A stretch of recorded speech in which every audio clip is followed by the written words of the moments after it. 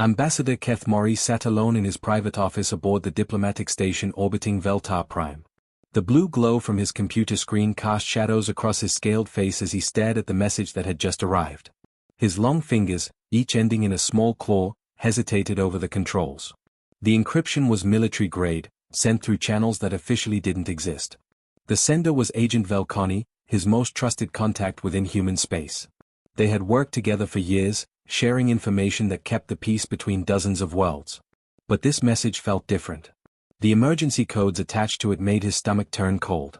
Keth Mori opened the first file. His breath caught in his throat. The timestamp showed it was recorded just 3 days ago on New Buzan, one of humanity's outer colony worlds. The security camera footage was grainy but clear enough to show what had happened. Imperial soldiers in their black armor moved through the streets like a plague.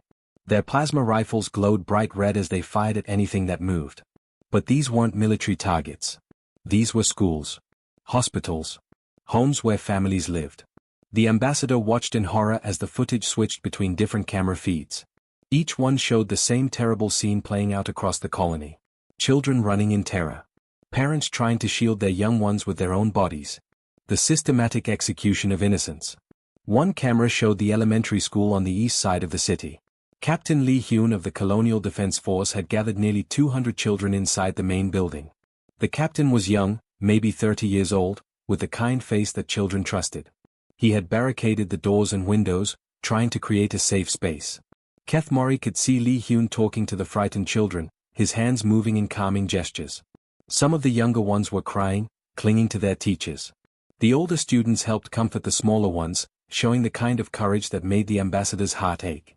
The Imperial troops arrived 20 minutes later. They didn't try to negotiate or demand surrender. They simply set up their heavy plasma cannons and began firing at the reinforced walls. The building's shields held for a while, but military-grade weapons were too much for civilian defenses. When the walls finally gave way, Lee Hyun stood between the soldiers and the children. He raised his hands, clearly trying to surrender, to negotiate for the lives of the innocents behind him. The Imperial commander shot him without hesitation. The captain fell, and the children screamed. What followed was too horrible to watch, but Keth Mori forced himself to see every second. The galaxy needed to know what had happened. Each small life snuffed out. Each future destroyed. The Imperial soldiers moved with cold efficiency, following orders that came from the highest levels of their government. The next file contained similar footage from 11 other worlds. New Seoul. New Daegu. New Incheon. World after world showing the same nightmare. Always the children first. Always the innocents targeted before any military installation. Keth Mori's hands shook as he opened the casualty reports. The numbers were precise, clinical, horrible. 800,000 children. Not soldiers. Not weapons manufacturers. Not strategic targets. Children whose only crime was being born human.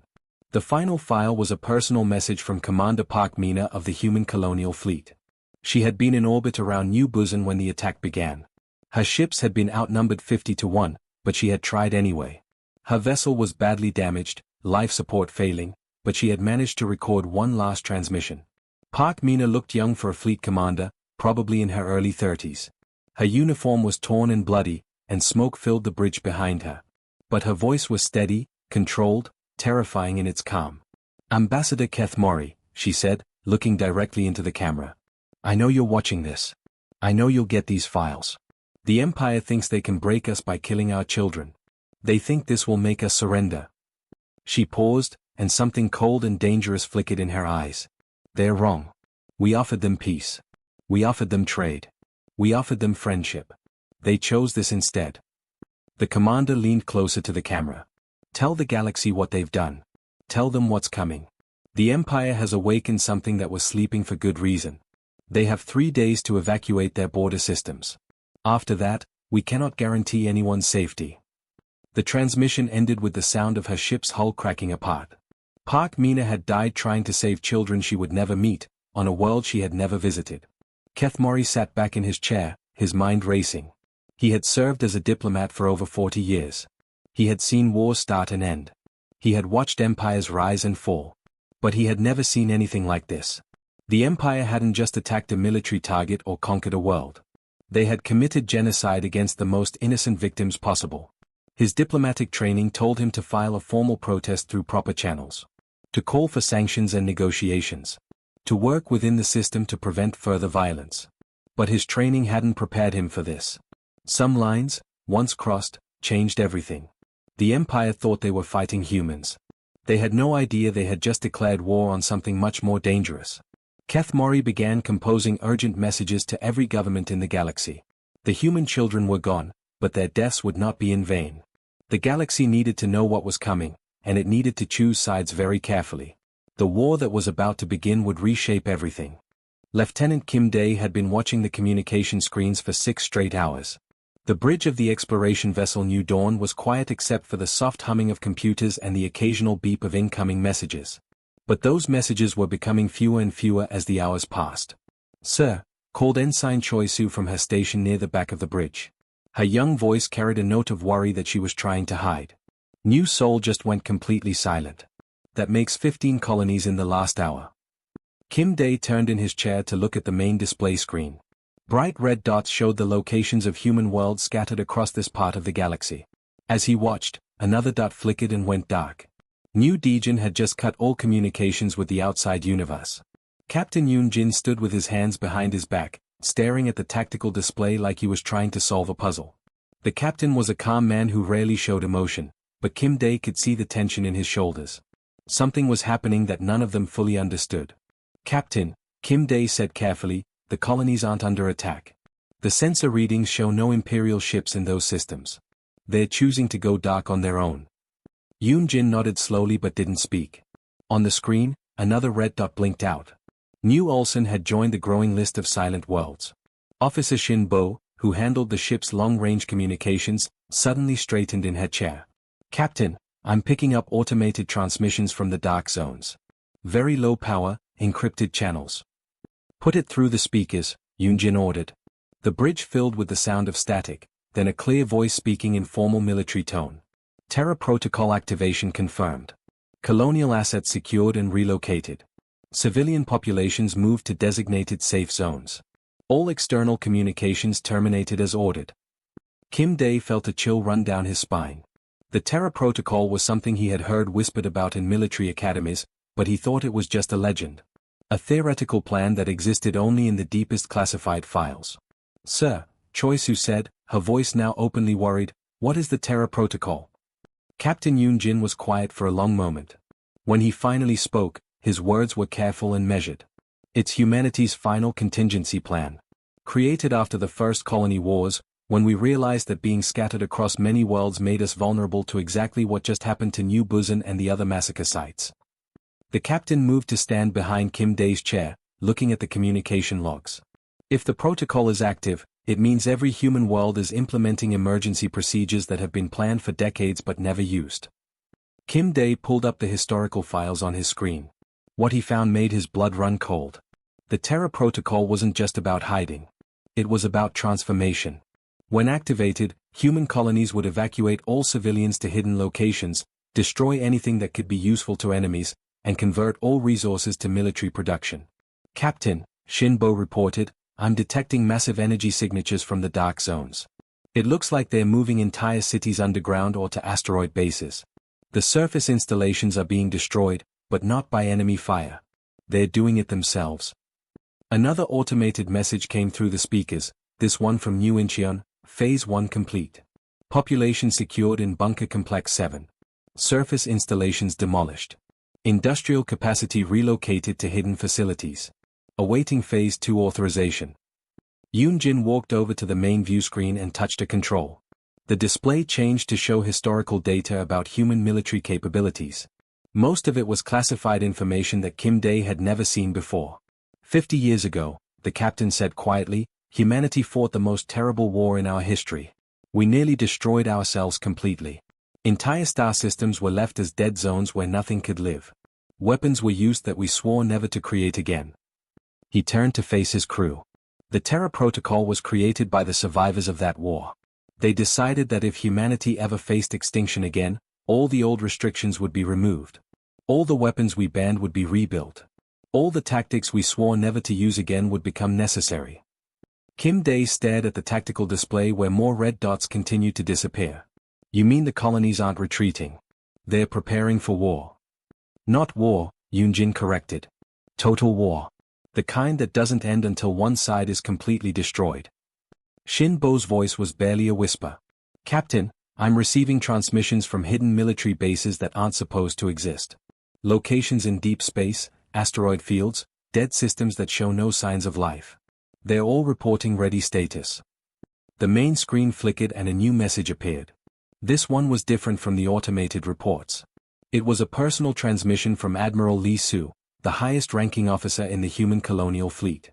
To all human vessels currently outside our territorial boundaries, the Admiral said. His face looked older than Kim Dae remembered, marked by grief and something much more dangerous. Return to designated rally points immediately. The Terra Protocol is now fully active. What comes next cannot be stopped and cannot be controlled. The Admiral paused, and when he continued, his voice was filled with terrible sadness. They killed our children. They chose to make this a war of extinction. We offered them peace, trade, friendship. They answered with the murder of innocents. His image flickered as the transmission continued. Any non-human vessels found in our space after the deadline will be considered hostile. Any world that assisted in the massacre will be held accountable. Any government that refuses to condemn these actions will be considered complicit. The transmission ended with coordinates for rally points scattered across human space.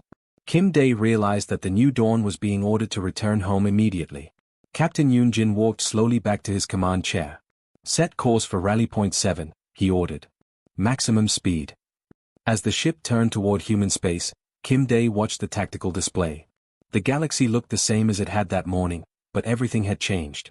The scattered red dots representing human worlds might have gone dark, but something much more dangerous was awakening in that darkness. The Empire thought they had struck a killing blow against humanity. They had no idea that they had just activated a weapon system that had been sleeping for 50 years, waiting for exactly this moment. Ambassador Keth Mori stared at the 17 different transmission windows open on his computer screen. Each one showed the encrypted communication channel to a different species across the galaxy. What he was about to do would end his diplomatic career and probably get him executed for treason. But after seeing the footage of 800,000 murdered children, he no longer cared about his own life. His scaled fingers moved quickly across the controls, uploading classified intelligence files to each channel. Information that had taken his government decades to gather through spies and secret contacts. Military records that were supposed to remain hidden forever. But the galaxy needed to know what was coming. The first file contained recordings from humanity's civil war 50 years ago. Keth Mori had only heard rumors about this conflict before, whispered stories that seemed too horrible to be true. Now he watched the actual footage and understood why humans never spoke about their past. The war had lasted only 3 years, but in that time, humanity had nearly destroyed itself completely. Entire planets had been cracked open by weapons that turned solid matter into energy. Star systems had been left as empty zones where nothing could survive for 1,000 years. Military records showed weapons so terrible that other species couldn't even understand how they worked. But what frightened Keth Mori most wasn't the weapons themselves. It was how casually humans had used them against their own kind. Cities with millions of people had been erased without hesitation. Entire worlds had been sacrificed as strategic moves. The humans who fought that war hadn't just been willing to die for their cause. They had been willing to destroy everything. The second file showed something even more disturbing. After the Civil War ended, humanity had signed the Sol Accords, an agreement to never use their most dangerous weapons again. They had voluntarily destroyed most of their military technology and agreed to limit their expansion into space.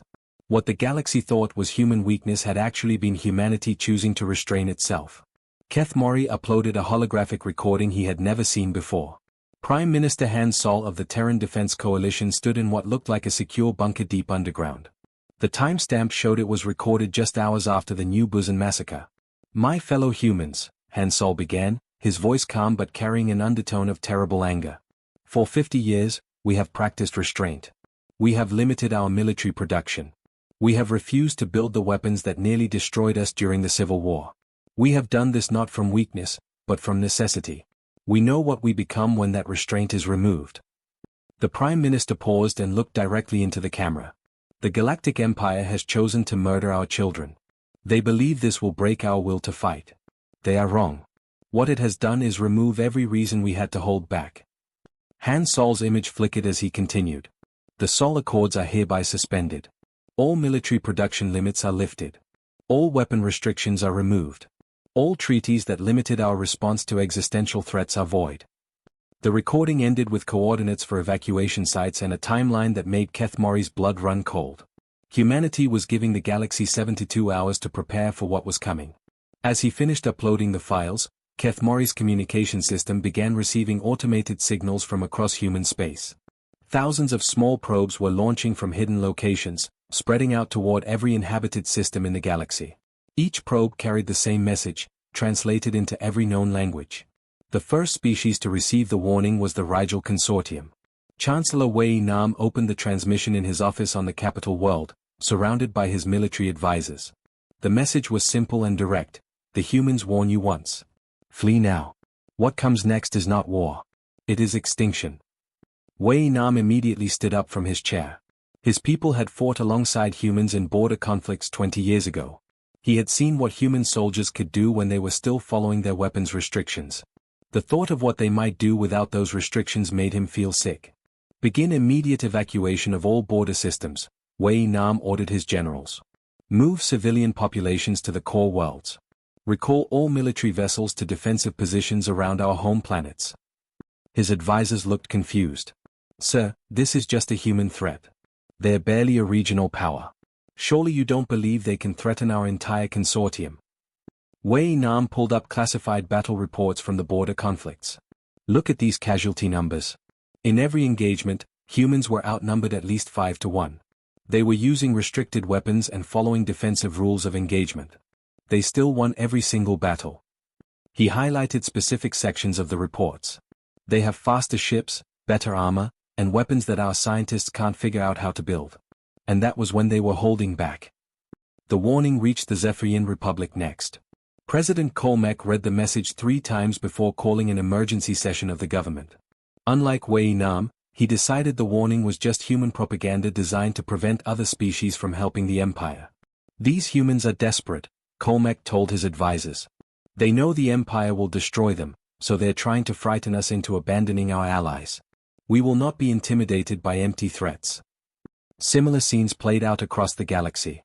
Some species, like the Rigel Consortium and the Outer Rim Federation, immediately began evacuating their border systems and preparing defensive positions. These were governments that had direct experience fighting alongside or against human forces. But many others dismissed the warnings as propaganda. The Thorian Empire called it primitive fear tactics. The Corporate Alliance announced they would continue normal trade operations with Imperial space. The hegemony of United Worlds declared that they would provide military support to help the Empire deal with the human problem. Keth Mori watched the galaxy's responses with growing dread. Those who knew humans personally were fleeing as fast as their ships could carry them. Those who only knew humans by reputation were preparing for what they thought would be a normal interstellar war. None of them understood what was really coming. The humans weren't planning to fight a war. They were planning to remove a threat to their species' survival.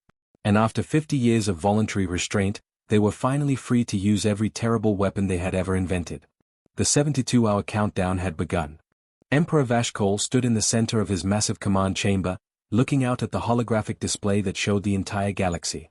Thousands of red warning indicators blinked across the map, each one representing a species that was evacuating their border systems. His 4 arms moved in gestures of disgust as he watched his potential allies fleeing in terror.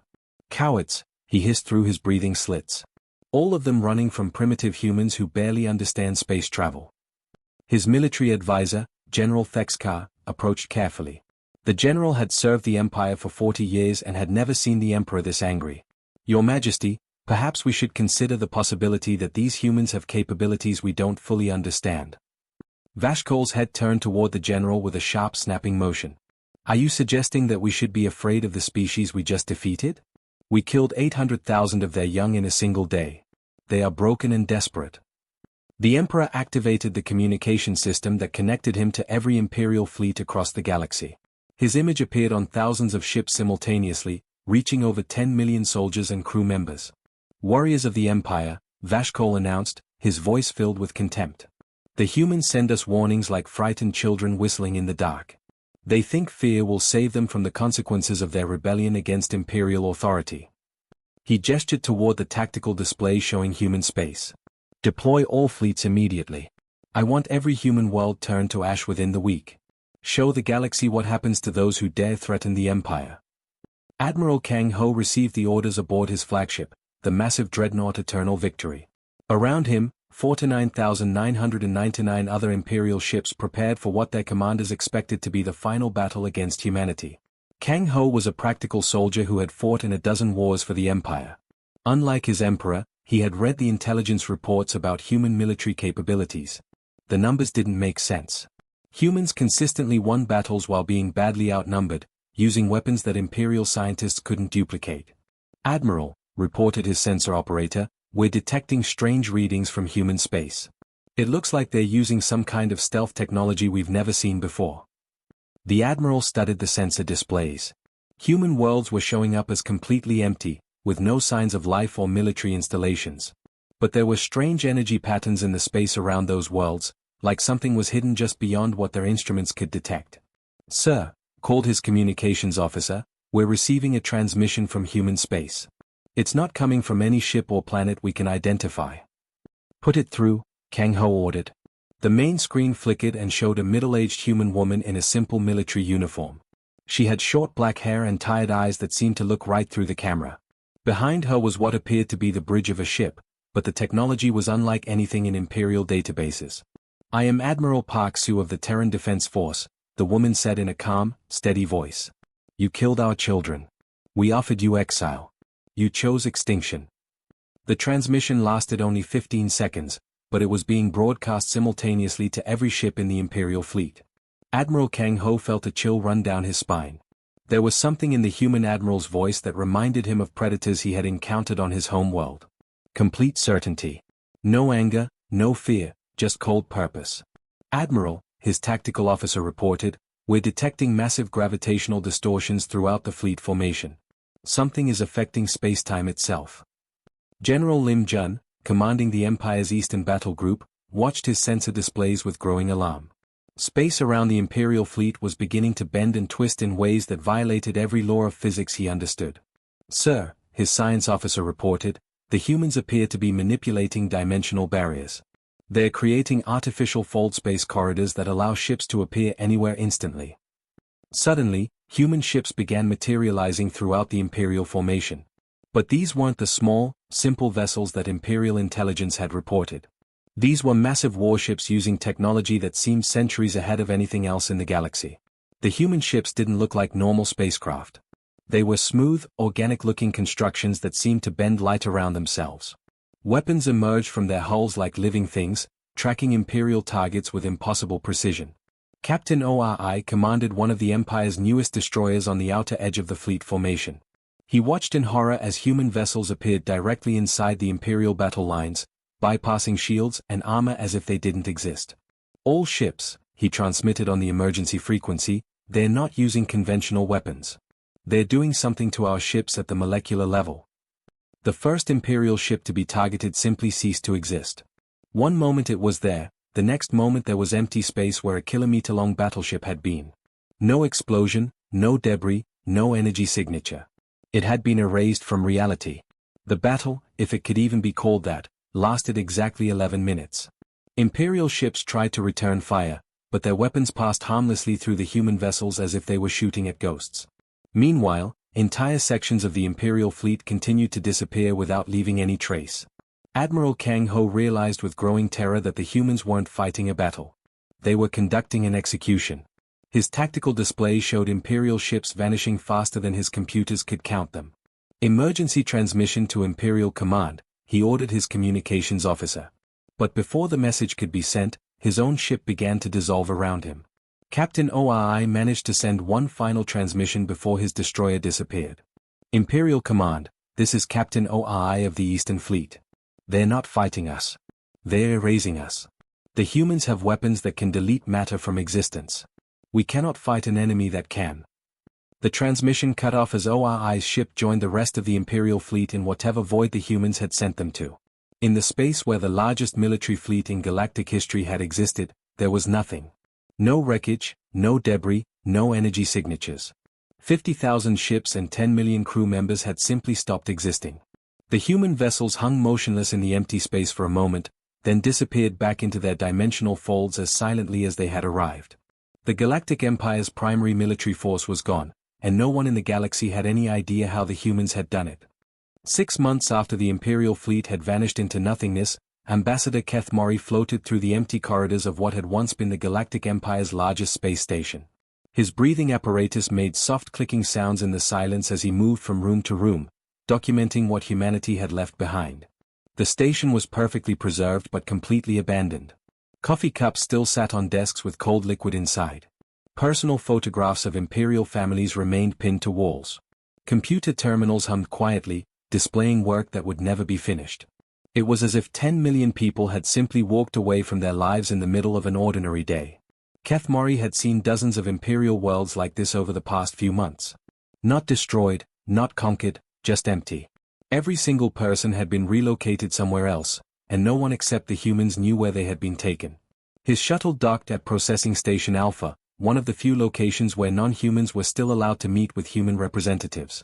The station looked like a medical facility mixed with a government office, all clean white surfaces and soft lighting designed to be calming. Director BAMI was waiting for him in the main conference room. She was a small woman in her 50s with gray hair and tired eyes that had seen too much suffering. Her desk was covered with data tablets containing lists of names, numbers that represented millions of displaced people. "Ambassador," she said quietly, standing to greet him. "Thank you for coming. I know your government didn't want you to make this trip."